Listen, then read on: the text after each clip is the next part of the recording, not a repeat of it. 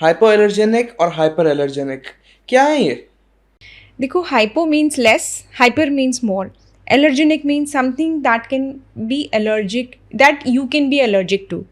और in other words, वो वाले प्रोडक्ट्स या खाने के सामान या कुछ भी जो आपके अंदर एलर्जिक टेंडेंसीज बढ़ा दें, एलर्जी ले आए आपके अंदर, वो हाइपर एलर्जेनिक है. जो आपको इस्तेमाल करने में हाइपर एलर्जेनिक से विपरीत, उसके ऑपोजिट, वो ठीक रहे, आपको प्रॉब्लम नहीं हो, मैक्सिमम लोगों को उससे कोई प्रॉब्लम नहीं हो, वो हाइपो एलर्जेनिक है. तो एनीथिंग जो आप कंज्यूम करें, यूज करें और उसके बाद you don't get an allergic reaction to it is hypo allergenic. So hypo means a number of people who are consuming it will not be allergic to it as a tendency. कुछ चीज़ों की tendency होती है जो जो probability ज़्यादा है उनकी एलर्जी करने की, वो हाइपर है. और कुछ चीज़ें जो सूद करती हैं, उनकी एलर्जी करने की प्रॉबिलिटी बहुत कम है, वो हाइपो एलर्जेनिक है. क्या डस्ट भी एक हाइपर एलर्जेनिक सब्सटेंस का एग्जांपल है? यस, बिल्कुल बिल्कुल. डस्ट एक हाइपर एलर्जेनिक सब्सटेंस का एग्जाम्पल है. कोई भी चीज़ जो खाने से, लगाने से, इस्तेमाल करने से आपकी बॉडी में हिस्टामीन्स बढ़ा दे, आपको कभी कभी कफ कोल्ड ले आए. हिस्टामीन्स क्या होता है? हिस्टामीन्स एक केमिकल सब्सटेंस है. हिस्टामीन, वो हार्मफुल होता है बॉडी के लिए? हिस्टामीन जब हमारे अंदर आ जाता है तो वो एलर्जिक रिएक्शन प्रोड्यूस करता है. वो एक तरीके का केमिकल इंडिकेटर है बॉडी में कि भाई चलो इन्फ्लेमेशन लाओ, अब ये दिक्कत आ गई है. तो जैसे फॉर एग्जांपल कई लोगों को ग्लूटेन से भी बहुत दिक्कत होती है, बहुत एलर्जी होती है, तो क्या वो हाइपर एलर्जेनिक हुआ? ग्लूटेन जो कि वीट में होता है, it is suppose to be one of the things which can cause allergy, so it is one of the hyper allergenic substances. Yes, पर कई लोगों, मोस्ट ऑफ द पीपल को तो उससे होती नहीं है. मोस्ट को नहीं होती, पर इट इज़ कुछ लोगों को इससे अच्छी खासी एलर्जी होती है. एलर्जी इन द सेंस आपका इम्यून सिस्टम इन्वॉल्व हो जाता है उसमें.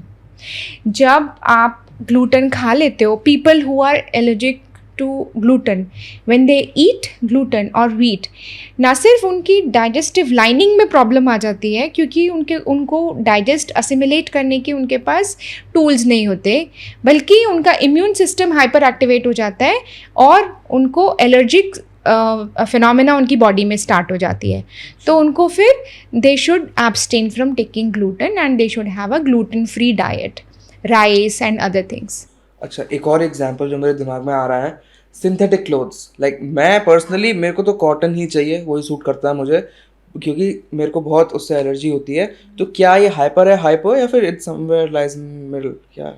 सो आई वुड से कि देखो, एलर्जी का क्या है, अगर आपको एलर्जी है तो फिर वो आपके लिए तो 100% हो गया ना कि आप उससे एलर्जी को 100%. बट बहुत सारे लोग, उनको सिंथेटिक क्लोथ से एलर्जी नहीं भी होती है.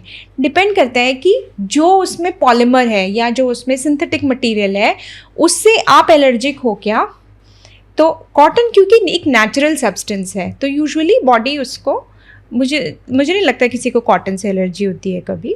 बट हाँ, जो ये सिंथेटिक मटेरियल है उससे कई बार लोगों को एलर्जी होती है. अब हमारी ऑडियंस अब तक तो सब समझ ही गए होंगे कि the importance of knowing what is hyper allergenic and what is hypo allergenic. It is one of the most important things which people will benefit from if they start implementing it in their life. आप क्या दिन भर यही देखते रहते हो कि ये हाइपर एलर्जेनिक है, ये हाइपो एलर्जेनिक है? क्या यही देखते रहे हम लोग बस?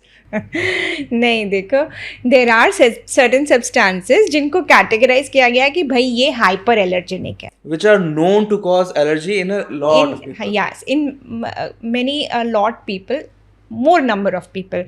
तो वो 2-4 हैं जो आप ध्यान कर सकते हो. जैसे नेचुरल रबर है, उससे कई लोगों को एलर्जी होती है. देन मेटल्स हैं, उससे कभी कभी एलर्जी. रबर से भी एलर्जी होती है? हाँ, तो वो फिर आपने पेंसिल के बाद उसे मिटा नहीं सकते हैं? नहीं, वो वाली रबर नहीं भैया, वो वाली रबर नहीं.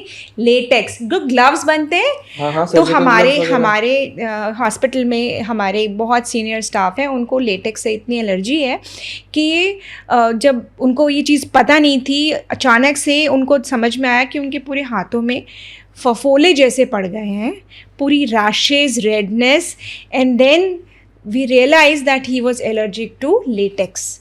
तो अब वो क्या करते हैं कि पहले सेलोफेन ग्लव्स पहन लेते हैं और फिर उनको अच्छे से टेप कर लेते हैं कि जब उसके ऊपर ग्लव्स पहनेंगे स्टेराइल वाले for the operation, it doesn't touch the skin. कितना इम्पोर्टेंट है. Contact dermatitis. तो विद टाइम हर आदमी अपने लिए समझ ही जाता होगा कि ये थोड़ी हाइपर एलर्जेनिक है मेरे लिए, ये थोड़ी हाइपर एलर्जेनिक. पर जैसा कि हम बात कर रहे थे, थोड़ा सा कंटेक्चुअलाइज भी हो जाता है ना. हाँ, जैसे हम बात कर रहे थे कि कुछ चीज़ें हाइपर एलर्जेनिक होती हैं, जैसे नेचुरल रबर हुआ, फिर कुछ मेटल्स से लोगों को एलर्जी होती है, फिर जो डाइज होती हैं, जैसे आपने सुना होगा हेयर डाई है, या कपड़ों में टाई एंड डाई करके जो डाइज लगती हैं उससे कई बार लोगों को एलर्जी होती है. तो जैसे इत्र में जो फ्रेग्रेंस होता है, क्या वही सेम फ्रेग्रेंस होता है जो स्किन केयर प्रोडक्ट्स में डाला जाता है? हाँ देखो, इसेंशियल ऑयल्स वाले इत्र जो होते हैं जो नेचुरल हैं, अगर वो हम स्किन केयर प्रोडक्ट्स में डालें तो डेफिनेटली उनसे एलर्जी होने के चांसेस बहुत कम है. प्रॉब्लम तब आती है जब आप केमिकल फ्रेग्रेंसेस बढ़ा दें, जैसे कि पैराबेन्स हुए अपने. हाँ, parabens are a type of preservatives. And they also fragorize them. हाँ, because they are derived from benzoic acid. You are right. Benzene, benzoic acid, ये सब aromatic compounds है, अरोमा. ओके, तो ये जितने डेरिवेटिव्स हैं ये ना सिर्फ प्रिजर्व करते हैं बल्कि अपना एक फ्रेग्रेंस देते हैं. इसी तरह डिफरेंट केमिकल्स मिला के आप एक केमिकल फ्रेग्रेंस बना सकते हैं. तो आपको अपने प्रोडक्ट्स के पीछे देखना है कि बेंजीन या फिर उसका कोई फॉर्म, बेंजोन पेरोक्साइड, पैराबेन, ये सब चीज़ें ना हो उसमें. एक इंटरेस्टिंग चीज़ मैं बताऊँ जो आपको हुई है, they figured out how to fragorize a protein compound. Okay.